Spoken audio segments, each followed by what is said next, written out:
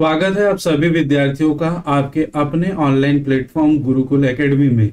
दोस्तों हम जो है वो सहकारी बैंकों पर चर्चा कर रहे थे, है ना। पिछली क्लास में हमने सहकारी बैंक पर चर्चा की थी, जो आपके एडीओ के एग्जाम के लिए मोस्ट इम्पोर्टेंट है। आज उसी का सेकेंड पार्ट है, और जैसा कि मैंने कहा है कि पूरे ऑल डेटा है वो भी अपडेटेड, अभी तक के सारे अपडेटेड डेटा आपको मिलेंगे। प्रतिवेदन 2024-25 इंडियन गवर्नमेंट का भी हमने इसमें इंक्लूड किया है। और ये सहकारी बैंक दोस्तों आजीविका में भी है। आजीविका संबंधित योजनाओं में देखेंगे इकाई 5 जो पुराना सिलेबस है, वहां पर सहकारिता एवं बैंक व्यवस्था हम लोग पढ़ेंगे। देखिए, हम लोग सहकारिता के अंतर्गत अभी सहकारी बैंक पर चर्चा कर रहे हैं, है ना। सहकारी बैंक, सहकारिता का पार्ट अलग से आएगा दोस्तों, इसका भी 2 पार्ट अलग से अपलोड होगा। अभी बैंकिंग प्रणाली, बैंकिंग व्यवस्था की क्लासेस हमारी चल रही है। पहला क्लास यदि आपने नहीं देखा है, नीचे डिस्क्रिप्शन बॉक्स में जो है वो एडीओ के कोर्स का लिंक बना हुआ है, वहां पर जाकर आप इसका पहला क्लास देख सकते हैं, ठीक है। और इसके अलावा यदि देखें, ये इंपॉर्टेंट अगर हम देखें तो ये ग्रामीण विकास की फ्लैगशिप योजनाओं में इकाई 4 में भी हमको ग्रामीण विकास की योजनाओं के क्रियान्वयन में बैंकों की भूमिका पर चर्चा करनी है। तो दोनों की दृष्टि से दोस्तों बहुत ही ज्यादा ये महत्वपूर्ण हो जाता है। तो आप पूरा क्लास देखिए, यदि नोट्स बना रहे हैं तो नोट्स बनाते रहिए, ठीक है। आज नवरात्रि स्टार्ट है दोस्तों, चैत्र नवरात्रि। आप सभी को नवरात्रि पर्व की, हालांकि नवरात्रि गलत वर्ड है, परंतु नवरात्र पर्व की आप सभी को बहुत बहुत बधाई। माता रानी आपको शक्ति प्रदान करे कि आप जो है वो सही तरीके से सही जगह जो है वो मेहनत कर पाए और अपने लक्ष्य को प्राप्त कर सकें, अपने जीवन स्तर को, अपने परिवार को, अपने माता पिता को अच्छा जीवन दे सकें, ठीक है।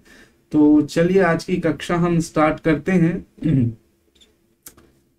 हाँ, ये मैं दोस्तों जो नए बच्चे हैं जो नहीं जानते उनके लिए हमारा एडीओ का जो कोर्स है वो मात्र 699 रुपीज में आपके लिए अवेलेबल है, जिसमें सभी सब्जेक्ट के वीडियो क्लास आपके मिल जाएंगे। इसके अलावा पीडीएफ नोट्स मिलेगा, इसके अलावा टेस्ट सीरीज भी आपको मिल जाएगा, ठीक है। नीचे डिस्क्रिप्शन बॉक्स में हमारे यूट्यूब का लिंक के साथ साथ गुरुकुल एकेडमी के ऐप का लिंक भी डला हुआ है। यदि इसके विषय में कोई भी जानकारी चाहिए तो इन नंबर पर आप व्हाट्सअप कर सकते हैं, कॉल कर सकते हैं 9770519143, 91194952, ठीक है। तो इन पर आप कॉल कर सकते हैं, मैसेज कर सकते हैं, ठीक। इसके अलावा हमारी तिरंगा बैच भी चल रही है दोस्तों 499 में, जिसमें आपको पंचायती राज व्यवस्था, ग्रामीण विकास की फ्लैगशिप योजनाएं और आजीविका मिशन से संबंधित योजनाएं 499 में मिल जाएगी। इसके अलावा नोट्स भी मिल जाएगा ओनली 199 में, सभी सब्जेक्ट के नोट्स अलग से मिल जाएंगे। तो नीचे गुरुकुल एकेडमी ऐप है, वहां पर आप जाकर देख सकते हैं, ठीक है। चलिए प्रारंभ करते हैं। हमने कल देखा था छत्तीसगढ़ राज्य सहकारी बैंक अपेक्स बैंक के विषय में सारी चीजें देखी थी, जिसे SCBs कहा जाता है। ये भी आप ध्यान रखिएगा दोस्तों, क्योंकि कभी कभी इसका फुल फॉर्म और इंग्लिश में नाम देकर भी पूछ दिया जाता है। स्टेट कोऑपरेटिव बैंक्स इसको कहते हैं, ठीक है। तो इसके बारे में हमने चर्चा की। और ये त्रिस्तरीय संरचना में इसके बाद आता है जिला सहकारी बैंक, डिस्ट्रिक्ट कोऑपरेटिव बैंक्स, इसको कहते हैं DCBs, ठीक है। तो ये हम आज से चर्चा में लेंगे। देखिए पहला, देखिए ये जिला स्तर पर कार्य करता है, नाम से स्पष्ट है जिला सहकारी बैंक, तो ये जिला स्तर पर कार्य करेगा। दूसरा, जिला सहकारी बैंक को राज्य सहकारी बैंक से ऋण मिलता है, तो ये राज्य सहकारी बैंक जो है वो जिला सहकारी बैंक को क्या प्रदान करता है, ऋण प्रदान करता है, वित्त प्रदान करता है। तथा यह प्राथमिक कृषि ऋण समितियों को वित्त एवं व्यक्तियों को ऋण प्रदान करता है। ये प्राथमिक कृषि साख समिति को एवं व्यक्तियों को क्या करता है, ऋण प्रदान करता है। ये भी दोस्तों बैंकिंग रेगुलेशन एक्ट 1949 के अंतर्गत रेगुलेट होता है। ये भी क्या है, क्योंकि ये बैंकिंग संबंधित कार्य कर रहा है, इसीलिए ये भी बैंकिंग रेगुलेशन एक्ट 1949 के अंतर्गत रेगुलेट होता है तथा इसे नाबार्ड से पुनर्वित्त की उपलब्धता होती है। ये नाबार्ड से पुनर्वित्त प्राप्त कर सकता है। इसको पैसे की कमी होगी, पैसे की जरूरत है, तो ये नाबार्ड से भी पुनर्वित्त प्राप्त कर सकता है।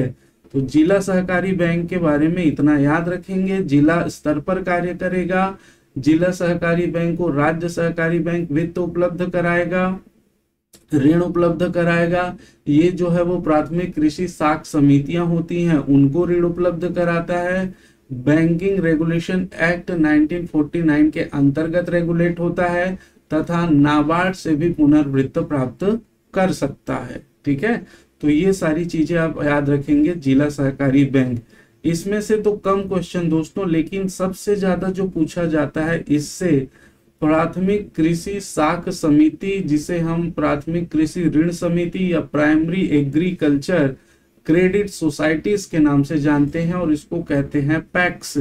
हिंदी में आपको ऐसे लिखा हुआ भी मिलेगा, पैक्स, है ना। तो आप समझ जाइएगा प्राथमिक कृषि साख समिति के विषय में बात किया जा रहा है। ठीक है, प्राथमिक कृषि ऋण समितियां या साख समितियां पैक्स भारत में एक मूल इकाई और सबसे छोटी सहकारी ऋण संस्था है। ये दोस्तों ग्रामीण लेवल पर कार्य करता है, मूल इकाई है, गांव के किसानों से, गांव के लोगों से इसका डायरेक्ट जो है वो जुड़ाव होता है ना। तो ये मूल इकाई है और सबसे छोटी, ये संरचना में हम देखें त्रिस्तरीय संरचना में, तो सबसे पहले छत्तीसगढ़ राज्य सहकारी बैंक आएगा, उसके बाद जिला सहकारी बैंक आएगा, उसके बाद प्राथमिक कृषि साख समितियां आती हैं। ठीक है, तो इसे ध्यान रखेंगे।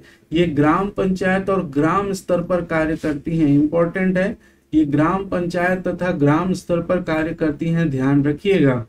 ये अपने सदस्यों को कृषि कार्यों के लिए अल्पकालिक ऋण 1 वर्ष से 3 वर्ष तक का जो है वो प्रदान करती है। ठीक है, अपने सदस्यों को कृषि कार्यों के लिए अल्पकालिक ऋण प्रदान करती है 1 से 3 वर्ष तक। ये निश्चित नहीं है दोस्तों, कई जगह 1 से 1.5 वर्ष तक, वो जैसा जैसा रजिस्ट्रार या जैसा जैसा इनका अपना नियम होता है उस हिसाब से ये करते हैं, है ना, ध्यान रखेंगे।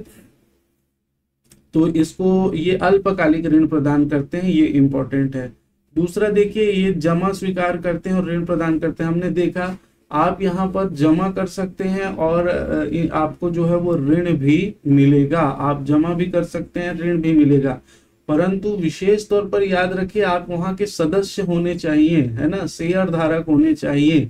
वो बैंकिंग गतिविधियां नहीं कर सकता है। आरबीआई ने इसके ऊपर बैन लगाया है। ये बैंकिंग गतिविधियां कर रहा था लाभ अर्जित करने के लिए, परंतु उस पर रोक लगा दिया है। ये अपने सदस्यों को ही जो है वो ऋण प्रदान कर सकते हैं, उन्हीं से ही जमा स्वीकार कर सकते हैं। ठीक है, तो इसको ध्यान रखिएगा।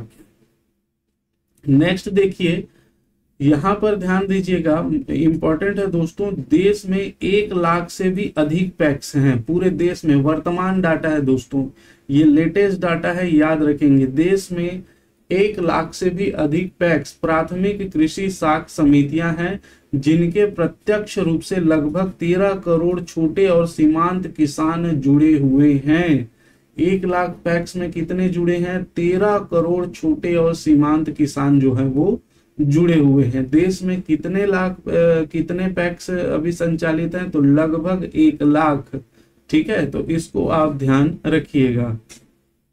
देखिए, छत्तीसगढ़ राज्य सहकारी बैंक के अंतर्गत आता है जिला सहकारी बैंक, और जिला सहकारी बैंक के नीचे आता है प्राथमिक कृषि साख समितियां। ठीक है, तो इनको आप ये डाटा आप थोड़ा सा ध्यान रखिएगा। देखिए, जिला सहकारी बैंक एक रायपुर है ना में स्थित है, तो इसके अंतर्गत जो कार्य क्षेत्र है ये धमतरी में, महासमुंद में, गरियाबंद में, बलौदा बाजार में, रायपुर में और सारंगगढ़ बिलाईगढ़।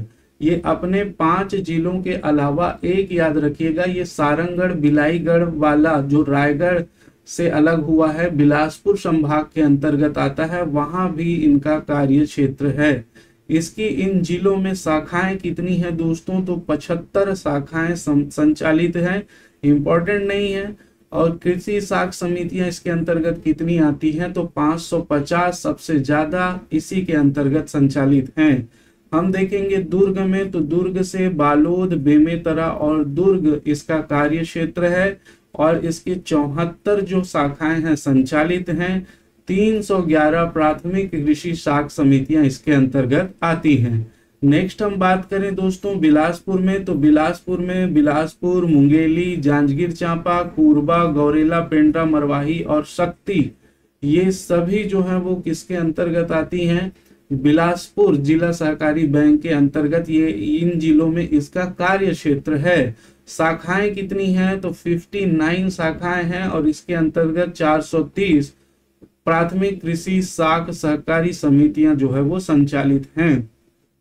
नेक्स्ट बात करें अंबिकापुर में, तो जो जिला सहकारी बैंक है अंबिकापुर में, उसका जो कार्य क्षेत्र है अंबिकापुर, सूरजपुर, बलरामपुर और कोरिया, इसके अंतर्गत 31 शाखाएं संचालित है और कुल प्राथमिक कृषि साख समितियां जो है वो 185 है। नेक्स्ट हम देखें जगदलपुर, जगदलपुर में जो कार्य क्षेत्र है जगदलपुर, कांकेर, दंतेवाड़ा, बीजापुर, नारायणपुर, कोंडागांव और सुकमा, 47 इसकी शाखाएं हैं और 258 जो है वो प्राथमिक कृषि साख समितियां मतलब पैक्स जो है वो संचालित हैं। राजनांदगांव जिले के अंतर्गत राजनांदगांव और कवर्धा इसका कार्य क्षेत्र है, 45 शाखाएं हैं और 222 पैक्स जो है वो संचालित हैं। रायगढ़ व जसपुर की बात करें तो रायगढ़, सारंगगढ़, बिलाईगढ़, जसपुर, देखिए दोस्तों यहाँ पर सारंगगढ़ बिलाईगढ़ आया है, यहाँ पर भी सारंगगढ़ बिलाईगढ़ आया है, इसका मतलब गलत है ऐसा नहीं है। कुछ क्षेत्र जो है वो रायपुर के अंतर्गत आता है और कुछ जो है वो रायगढ़ और जसपुर के अंतर्गत आता है। तो इसको आप चूंकि ये गवर्नमेंट डेटा है इसीलिए आप इस पर संशय ना करें, जैसा दिया है वैसे ही याद करिएगा। तो यहाँ पर 13 जो है उसकी शाखाएं हैं, 134 प्राथमिक कृषि साख समितियां जो है वो संचालित हैं। अब इसमें आपको पढ़ना क्या है, देखिए मैं आपको बता देता हूँ। यहाँ पर आप ये जिला सहकारी बैंक कहाँ कहाँ संचालित है उसको याद रखेंगे, कौन कौन से डिस्ट्रिक्ट में। उसके बाद जो सबसे इम्पोर्टेंट है, कुल जो प्राथमिक कृषि साख समितियां हैं वो कहाँ पर है, कितनी संचालित है। तो अभी छत्तीसगढ़ में कुल 2058 प्राथमिक कृषि साख समितियां संचालित हैं और जिला सहकारी बैंकों की शाखाएं कितनी है, तो 344 है। ये दो डाटा आप पहले याद कर लीजिएगा और उसके बाद आप देखिएगा कि कहाँ कहाँ पर इसका कार्य क्षेत्र है। थोड़ा सा एक नजर देखिएगा, इंपॉर्टेंट नहीं है, क्वेश्चन नहीं पूछा जाएगा। इसके बाद ये कृषि साख समिति सबसे ज्यादा कहाँ पर है ये याद रख सकते हैं, इससे ज्यादा आपसे क्वेश्चन नहीं बनेगा। परंतु देखिए हम उसको पढ़ें जो बेस्ट है और उसके बाद देखें कि उसके आसपास यदि ये सब चीज हो जाता है तो जनरल व्यू याद रखेंगे, सबसे ज्यादा सबसे कम कहाँ पर प्राथमिक कृषि साख समितियां हैं। बस इससे ज्यादा इसमें क्वेश्चन नहीं बनेगा। ठीक है, चलिए नेक्स्ट हम बात करें प्राथमिक कृषि जो साख समिति है दोस्तों, है ना, उसके अंतर्गत ये योजना ये भी एकदम इम्पोर्टेंट है। अभी नरेंद्र मोदी जी की सरकार की लेटेस्ट योजना है, इसको बहुत ढंग से आपको पढ़ना है। ठीक है, इसको ध्यान रखिएगा। देखिए भारत सरकार ने 2516 करोड़ रुपए के कुल बजटी परिव्यय से 63,000 कार्यशील पैक्स के कंप्यूटरीकरण की एक परियोजना को अनुमोदित किया है। कितना? 2516 करोड़ रुपए, 2516 करोड़ रुपए के से 63,000 कार्यशील जो पैक्स हैं प्राथमिक कृषि साख समिति है उनको कंप्यूटरीकृत करने की परियोजना को अनुमोदित किया है। इसमें सभी कार्यशील पैक्स को ERP इंटरप्राइजेज रिसोर्स प्लानिंग आधारित एक कॉमन सॉफ्टवेयर प्लेटफॉर्म पर लाकर उन्हें राज्य सहकारी बैंकों से और जिला सहकारी बैंकों से जो है वो के माध्यम से नाबार्ड के साथ लिंक करना शामिल है। ठीक है, तो इनको जिला सहकारी बैंकों और छत्तीसगढ़ राज्य सहकारी बैंकों के साथ नाबार्ड और तो नाबार्ड के साथ लिंक किया जाएगा। ठीक है, इससे इसका और विस्तार होगा, आपको और भी सुविधाएं जो है वो उपलब्ध होंगी। ठीक है, देखिए माननीय प्रधानमंत्री जी ने 24 फरवरी 2024 को नई दिल्ली में देश भर के 18,000 पैक्स के कंप्यूटरीकरण का शुभारंभ किया है। कब?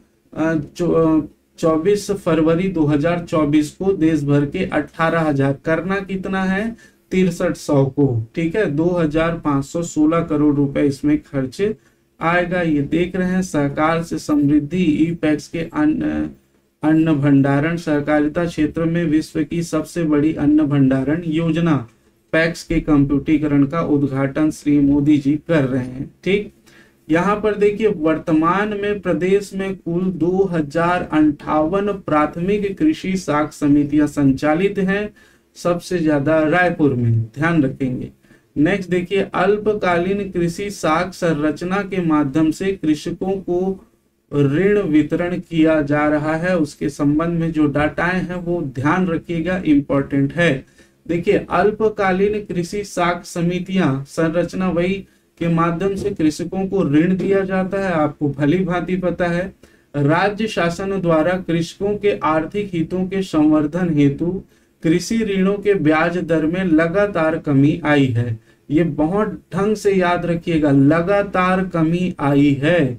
यहाँ पर बहुत बढ़िया क्वेश्चन बन सकता है कि कृषकों के आर्थिक हितों के संवर्धन हेतु जो ऋण प्रदान किया जाता है उसमें साल दर साल या वर्ष दर वर्ष क्या हुआ है?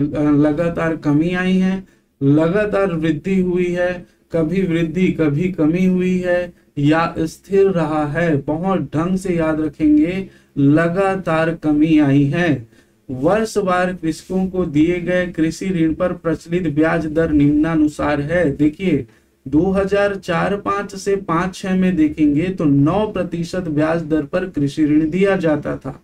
वहीं 2006-7 में देखेंगे तो 7% ब्याज दर पर, 7-8 में देखेंगे तो 6% ब्याज दर पर, 8-9 से 11-12 देखेंगे तो 3% ब्याज दर पर, और 12-13 से 13-14 में देखेंगे तो 1% ब्याज दर पर, और 14-15 से 22-23 तक 0% ब्याज दर पर जो है वो कृषि ऋण उपलब्ध कराया जा रहा है। और यहाँ पर विशेष रूप से आप ध्यान रखेंगे, देखेंगे ये डिक्रीजिंग ऑर्डर है, कम हो रहा है, 9, 7, 6, 3, 1, ये कम हो रहा है। तो लगातार कमी आई है, इस बात को आप ध्यान रखिएगा। ठीक है, नेक्स्ट देखिए ये प्राथमिक कृषि साख समितियों द्वारा क्या क्या जो है किस प्रकार से ऋण उपलब्ध कराया जाता है। तो ये सबसे पहले ऋण व्यवसाय के तहत जो है वो ऋण उपलब्ध कराते हैं। जैसे प्रदेश में 2058 प्राथमिक कृषि साख सहकारी समितियां संचालित है। इन समितियों में 29.5 लाख कृषक सदस्य हैं।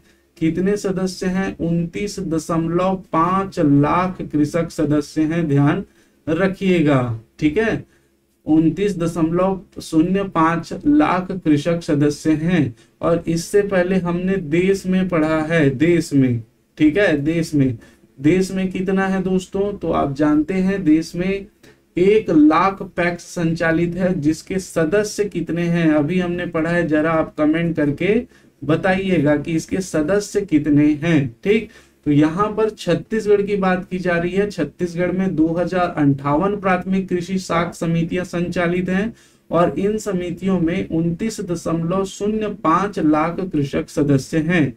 सहकारी समितियों के माध्यम से कृषकों को कृषि एवं उससे संबद्ध कार्य हेतु रियायती दरों पर ऋण उपलब्ध कराया जाता है, जो निम्नानुसार है। कैसे कराया जाता है? देखिए, पहला अल्पकालिक कृषि ऋण। कृषकों को अल्पकालीन कृषि प्रयोजन हेतु दिए जाने वाला ऋण ब्याज मुक्त 0% होता है। ऋण की अधिकतम सीमा ₹5 लाख तक होती है तथा फसल ऋण में नगद एवं वस्तु का अनुपात 60:40 होता है। देखिए, कृषकों को अल्पकालीन कृषि प्रयोजन हेतु ऋण उपलब्ध कराया जाता है। ठीक है, अल्पकालीन जैसे किसी को खाद के लिए चाहिए, है ना, बीज खरीदना है, कीटनाशक खरीदना है ना। तो इस प्रकार जो छोटे छोटे कार्य हैं कृषि प्रयोजन हेतु, उनके लिए ब्याज मुक्त ऋण उपलब्ध कराया जाता है। जो ऋण की अधिकतम सीमा कितनी होती है? 5 लाख होती है, जिसमें फसल ऋण में नगद और वस्तु के लिए, देखिए फसल में आपको नगद दिया जाएगा 60%, है ना, 60% नगद दिया जाएगा, और जो है वो 40% जो है क्या दिया जाएगा? वस्तु के लिए। 40% किसके लिए? वस्तु के लिए दिया जाएगा। ठीक है, तो इस प्रकार से अल्पकालिक कृषि ऋण उपलब्ध कराया जाता है। नेक्स्ट देखिए, गौ पालन हेतु ऋण। यहाँ पर गौ पालन हेतु भी जो है वो कृषक परिवारों को, जो सदस्य हैं, उनको ऋण उपलब्ध कराया जाता है। परंपरागत गौपालक कृषकों को ₹2 लाख तक का ऋण 1% ब्याज दर एवं ₹2 लाख से अधिक एवं 3 लाख तक के ऋण 3% ब्याज दर पर उपलब्ध कराया जाता है। जो परंपरागत गौपालक कृषक हैं, उनको 1 लाख का जो ऋण मिलता है दोस्तों, इस 1 लाख पर 1% ब्याज दर लगेगा, और 2 से 1 लाख से आपको ज्यादा चाहिए, 2 से 3 लाख रुपए चाहिए, तो 3% ब्याज दर पर आपको ऋण उपलब्ध कराया जाएगा। ठीक है, ध्यान रखिएगा। नेक्स्ट देखिए, मत्स्य पालन एवं उद्यानिकी कार्यों हेतु ऋण। मत्स्य पालन मतलब मछली पालन के लिए। मत्स्य पालक समूह एवं प्राथमिक मत्स्य सहकारी समितियों को ₹3 लाख तक दिए जाने वाले ऋण अल्पकालिक कृषि ऋण के समान ब्याज मुक्त 0% ब्याज दर पर होगा। तो जो मत्स्य पालक है, मत्स्य पालक समूह है या प्राथमिक मत्स्य पालक सहकारी समिति है, उनको 3 लाख तक का ऋण दिया जाएगा। कितना? 3 लाख तक का ऋण दिया जाएगा, और इस पर 0% ब्याज लगेगा। ठीक है, गौ पालन हेतु जो ऋण दिया जा रहा है उसमें 1% ब्याज लगेगा 1 लाख में। 2 से 3 लाख लेना है तो 3% ब्याज लगेगा, परंतु मत्स्य पालन के लिए यदि 3 लाख तक ऋण लेना है तो 0% ब्याज लगेगा। देखिए कितनी अच्छी व्यवस्था है।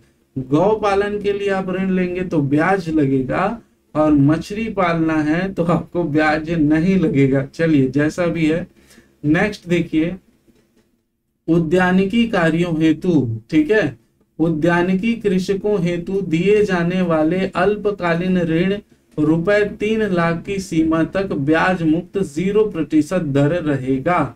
तो उद्यानिकी कार्य के लिए जो आप ऋण लेंगे 3 लाख तक, तो उस पर कोई भी ब्याज नहीं लगेगा। ठीक है, वैसे ही देखिए, लाख पालन हेतु कृषि ऋण। लाख आप जानते हैं दोस्तों, लाख उत्पादन हेतु अल्पकालीन कृषि ऋण की ब्याज दर वर्तमान में दिए जा रहे अल्पकालीन कृषि ऋण के समान 0% होगा।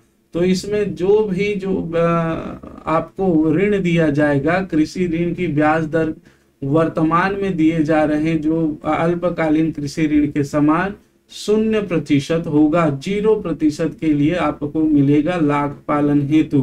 ठीक है, तो इस प्रकार जो है प्राथमिक कृषि साख समितियां जो है वो क्या करती हैं? ऋण व्यवसाय करती हैं। नेक्स्ट देखिए, कृषकों को ब्याज मुक्त ऋण।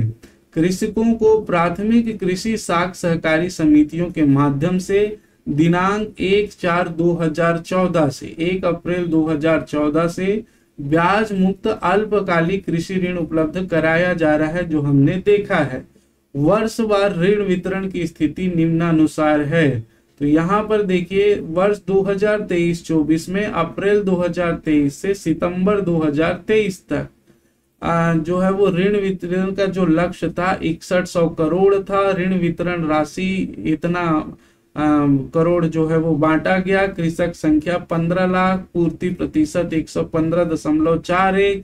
ये याद रखने की आवश्यकता नहीं है। ठीक है, वर्ष 2023-24 अप्रैल 2023 से मार्च 2024 तक की स्थिति आप देख लीजिएगा। 7000 करोड़ ऋण के वितरण का लक्ष्य था, और ऋण वितरण राशि किया गया है 8025 करोड़ रुपए।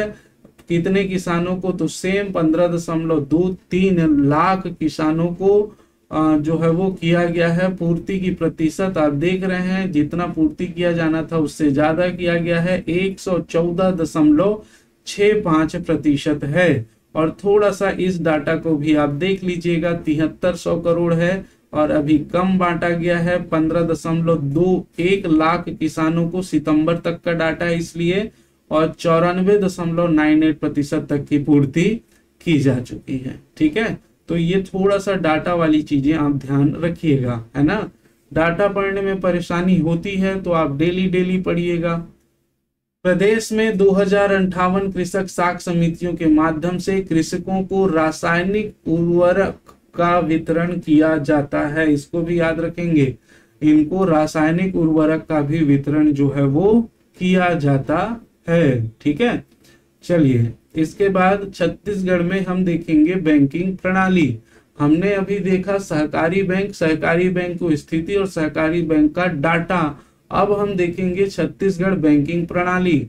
बैंकिंग प्रणाली के साथ ही दोस्तों इसके नेक्स्ट क्लास में हम सहकारिता पर चर्चा करेंगे और उसकी अगली क्लास में भी हम नाबार्ड और भी जो बैंक से संबंधित चीजें हैं उस पर डिस्कस करेंगे। तो छत्तीसगढ़ में बैंकिंग प्रणाली देखिए, वर्ष 2024-25 के सकल राज्य घरेलू उत्पाद, ठीक है, सकल राज्य घरेलू उत्पाद जीडीपी जिसमें बोलते हैं ना जीडीपी, तो ये एसजीडीपी स्टेट जीडीपी की बात की जा रही है। ठीक है, स्टेट ग्रॉस डोमेस्टिक प्रोडक्ट इसको कहा जाता है। सकल राज्य घरेलू उत्पाद के अग्रिम अनुमान में बैंकिंग क्षेत्र का योगदान 9,29,472 लाख रुपए अनुमानित है। ठीक है, इसको याद रखेंगे, बैंकिंग क्षेत्र का योगदान 9,29,472 लाख रुपए अनुमानित है। इसके बाद देखिए राज्य में क्या स्थिति है, तो राज्य में अभी लेटेस्ट है ये इकोनॉमिक सर्वे 2024-25 से बैंकों की संख्या मार्च 2024 में 47 है। बैंक कितने हैं? 47 है। शाखाओं की संख्या कितनी है? तो 3,412 है। शाखाओं की संख्या कितनी है? 3,412 है। एटीएम की संख्या कितनी है? 3,607 है। ठीक है, जिसमें कुल जमा कितना है दोस्तों? 2,82,949 करोड़ रुपए है। इन बैंकों में जो कुल जमा राशि है 2,82,949.54 करोड़ रुपए है। प्रदेश में 2059 प्राथमिक कृषि साख समितियां संचालित है। इन समितियों में 29.05 लाख कृषक सदस्य हैं। 3 बार रिपीट हो चुका है, तो याद रखिए कितना इंपॉर्टेंट है। कृषकों को प्राथमिक सहकारी साख समितियों के माध्यम से ब्याज मुक्त अल्पकालिक ऋण प्रदान किया जा रहा है। इसे भी हमने देखा है। राज्य सकल घरेलू उत्पाद में बैंकिंग सेक्टर का हिस्सा, तो ये 2023-24 का आंकड़ा है और ये 2024-25 का आंकड़ा है। देखिए भागीदारी की बात करें तो भागीदारी जो है वो कितना है दोस्तों? 8,73,289 लाख जो है वो राज्य के सकल घरेलू उत्पाद में बैंकिंग सेक्टर की भागीदारी है 2023-24 में। 24-25 में देखें तो 9,29,472 लाख। यदि वृद्धि प्रतिशत की बात करें तो 2023-24 में 7.69% की वृद्धि हुई है और 2024-25 में 6.43% की वृद्धि हुई है। यदि हिस्से प्रतिशत की बात करें तो यहाँ पर 2023-24 में बैंकिंग का जो हिस्सा है राज्य के सकल घरेलू उत्पाद में वो है 3.09% और 2024 में है 3.03%। ठीक है, इसे ध्यान रखेंगे। बैंकिंग क्षेत्र का सकल राज्य घरेलू उत्पाद में भागीदारी का विवरण स्थिर भाव 2011-12 की स्थिति है। स्थिर भाव 2011-12 की स्थिति ध्यान रखेंगे दोस्तों इसको, है ना। यहाँ पर 2019 से लेकर 20-21, 21-22, 22-23, 23-24 और 24-25 के आंकड़े दिए हुए हैं। तो यहाँ पर देखिए फ्लक्चुएशन जो है योगदान प्रतिशत, यहाँ पर ये लाइन आप देख सकते हैं, ये लाइन है ना अप डाउन हुआ है। इसके अलावा योगदान लाख में देखेंगे तो यहाँ पर लाखों में सीधा लगभग ये बढ़ोतरी की ओर है ना। तो डायग्राम को थोड़ा सा याद रखेंगे क्योंकि इस प्रकार से कम ज्यादा अप डाउन से संबंधित चीजें जो है वो पूछी जाती हैं, ठीक है, ध्यान रखेंगे। सॉरी, ये योगदान प्रतिशत ये है दोस्तों, योगदान प्रतिशत जो ये लिखा हुआ है ना, ये डब्बे में 3.01 3.05 ये वृद्धि प्रतिशत है। ये जो हम डायग्राम देख रहे हैं ये है वृद्धि प्रतिशत, है ना। तो वृद्धि कभी कम हुई है, कभी ज्यादा हुई है, इस प्रकार से ध्यान रखिएगा, ठीक। नेक्स्ट देखिए छत्तीसगढ़ में बैंकिंग अवसंरचना, बैंकिंग अवसंरचना कितने बैंक है, क्या क्या स्थिति है। शाखाओं की संख्या मार्च 2024 के अंत तक राज्य में 14,083 ग्रामीण और 920 अर्ध शहरी और 1,009 शहरी शाखाएं हैं। बैंकों की शाखाएं कितनी हैं, टोटल जो है दोस्तों 3,412 शाखाएं हैं जिसको हमने देखा है। बैंक कितने हैं, 47। इनमें से 71% शाखाएं ग्रामीण और अर्ध शहरी क्षेत्रों में पड़ता है। कितना, 71% शाखाएं। ये नहीं याद रखेंगे चलेगा, इसे आप ध्यान रखिएगा थोड़ा सा। एटीएम की संख्या पर हमने बात की थी, 2024 के अंत तक 3,607 एटीएम है। इनमें से 49% एटीएम ग्रामीण और अर्ध शहरी क्षेत्र में स्थापित है। साख जमा गतिविधियां पर आप पूरा ध्यान बनाकर रखिएगा, ठीक है।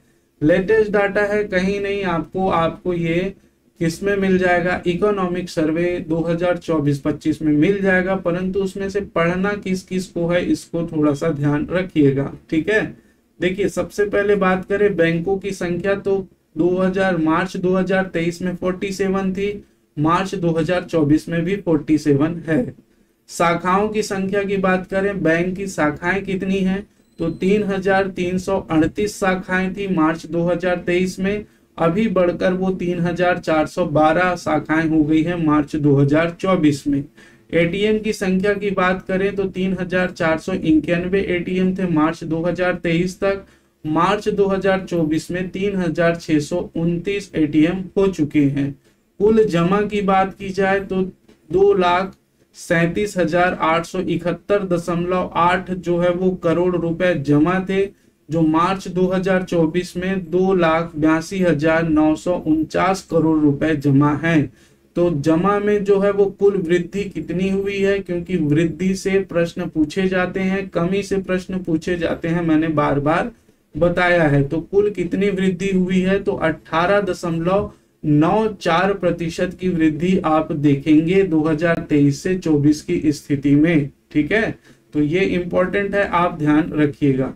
कुल अग्रिम मतलब जो ऋण दिया गया है दोस्तों, उसको कुल अग्रिम कहा जाता है ना, कितनी ऋण दी गई है इन बैंकों की ओर से।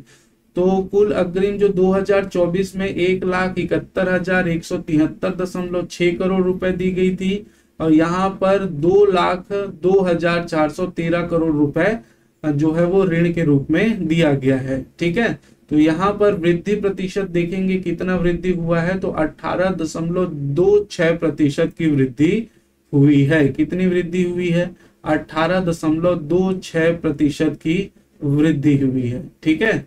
साख जमा अनुपात प्रतिशत, साख मतलब ऋण, ऋण के रूप में जमा जो है उसका अनुपात का प्रतिशत, तो ये ऋण जो दिया गया है अग्रिम, इसका प्रतिशत दोस्तों इसके कुल में से देखेंगे कितना है, तो साख जमा अनुपात प्रतिशत है 71.96 मार्च 2023 में, और मार्च 2024 में 71.54% है, ठीक है। नेक्स्ट हम बात करें प्राथमिक क्षेत्र में अग्रिम, प्राथमिक क्षेत्र में कितना ऋण दिया गया है, ठीक है। प्राथमिक क्षेत्र में दोस्तों ध्यान रखेंगे खनन उत्खनन जो है वो सम्मिलित होता है प्राथमिक क्षेत्र में। तो ये आप इकोनॉमिक सर्वे में मेरे हिसाब से पढ़े होंगे, नहीं पढ़े होंगे तो बता दीजिएगा, हम इसको डिस्कस कर लेंगे, ठीक है। मेरे ख्याल से बहुत बेसिक है, अगर आपने एक बार भी इकोनॉमिक सर्वे पढ़ा है तो इसको जरूर आपको ध्यान में होगा, ठीक है। तो यहाँ पर प्राथमिक क्षेत्र में 71,625.44 जो है वो ऋण दिया गया, करोड़ ऋण दिया गया है। 2024 में 85,733। तो ऋण देने का जो प्रतिशत है वो बढ़ा है, कितना हुआ है 19.969% जो है 23 मार्च 2023 की तुलना में 24 में अधिक ऋण दिया गया है। ठीक है, वहीं हम बात करें कुल अग्रिम में से प्राथमिक क्षेत्र में अग्रिम प्रतिशत, तो कुल जो अग्रिम दिया गया है, कुल अग्रिम ये दिया गया है, उसमें प्राथमिक क्षेत्र में कितना दिया गया है उसका प्रतिशत, तो यहाँ पर 51.39% दिया गया है 2023 में। और मार्च 2023 में कुल अग्रिम में से प्राथमिक क्षेत्र में जो ऋण दिया गया वो 50.09% दिया गया है। वहीं हम बात करें कृषि में अग्रिम, तो कृषि में जो ऋण दिया गया 22,163.83 करोड़ और 2024 में दिया गया 25,979.99 करोड़। प्रतिशत वृद्धि देखें 2023 की तुलना में तो 17.21% ज्यादा ऋण दिया गया है। और कुल अग्रिम में से कृषि क्षेत्र में अग्रिम प्रतिशत देखें, जो कुल अग्रिम ऋण दिया गया है उसमें कृषि क्षेत्र में जो ऋण दिया गया तो 15.9% जो है 2023 में, और 2024 में 15.18%। मतलब जाहिर सी बात है 17.21% 23 की तुलना में ज्यादा ऋण दिया गया है, तो इसमें भी बढ़ोतरी हुई है। वहीं लघु उद्योगों में अग्रिम की बात करें तो 33,783.51 करोड़ और 2024 में 22,114.16 करोड़ रुपए का ऋण दिया गया। इसमें देखिएगा दोस्तों, इसमें विशेष रूप से ऋण देने में कमी आई है लघु उद्योगों में। तो इसमें कमी कितनी आई है, एक तो कमी किसमें आई है ये याद रखें, तो लघु उद्योगों में जो ऋण देने में कमी आई है, और दूसरी कितनी आई है तो 34.54%, बहुत बड़ा है, इसको ध्यान रखेंगे। ऋण देने में कमी लघु उद्योगों में, और कितनी तो -34.54%। और यहाँ पर कुल अग्रिम में लघु उद्योगों का प्रतिशत देखें तो 22.07% मार्च 2023 में था, और जाहिर सी बात है मार्च 2024 में ये कम हो गया है, और कितना हो गया है 12.92% हो गया है। महिलाओं को जो अग्रिम ऋण प्रदान किया गया दोस्तों वो 20,101.7 जो करोड़ रुपए है वो मार्च 2023 में प्रदान किया गया था। मार्च 2024 की स्थिति ज्ञात नहीं है। और कुल अग्रिम में महिलाओं का जो दिया गया प्रतिशत था वो 11.74% था मार्च 2024 में और 23 में, और मार्च 2024 में इसका डाटा हमको ज्ञात नहीं है। तो ये दोस्तों ये चार्ट जो है वो बहुत ज्यादा महत्वपूर्ण है, प्रश्न निश्चित तौर पर आपको देखने को मिलेगा। ठीक है, तो ये हमारा जो है वो आज का जो डाटा हमने देखा बैंकिंग सेक्टर में बहुत ही ज्यादा महत्वपूर्ण है। दोस्तों अगर आपको वीडियो पसंद आया है तो कमेंट करके जरूर बताइएगा, लाइक कर दीजिएगा। आप लोगों का स्नेह मिल रहा है, लेकिन आप लोग जितने देख रहे हैं दोस्तों उसमें लाइक करने, शेयर करने, कमेंट करने में आपको 1 रुपया नहीं लगना है। हमारी मेहनत अगर आपको अच्छी लग रही हो तो जरूर इसको क्या कीजिएगा, शेयर कीजिएगा। ठीक है, शेयर कीजिएगा, कमेंट कीजिएगा, इसी से हमको एनर्जी मिलती है। इसके बाद हम नेक्स्ट क्लास में हम सहकारिता के जो डेटा है उसको देखेंगे। सहकारिता से संबंधित जो सिद्धांत है, उसके तथ्य हैं, क्या होती हैं, कैसे आया, वो सारी चीज बहुत बृहद रूप में डिस्कस करने वाले हैं। ठीक है, तो आपको क्या करना है, आपको क्लास 3 या आपको ऐसे ही क्लास चाहिए तो प्लीज आप अपना सहयोग दीजिए, आप अपना फर्ज निभाइए, है ना। इतने लोग देख रहे हैं, लाइक कमेंट जरूर किया कीजिए ताकि हम और भी अच्छी क्लासेस आपके लिए ला सके। तो आप ऐसे ही तैयारी करते रहिए। आज नवरात्र पर्व की आप सभी को बहुत बहुत बधाई, धन्यवाद, जय हिंद।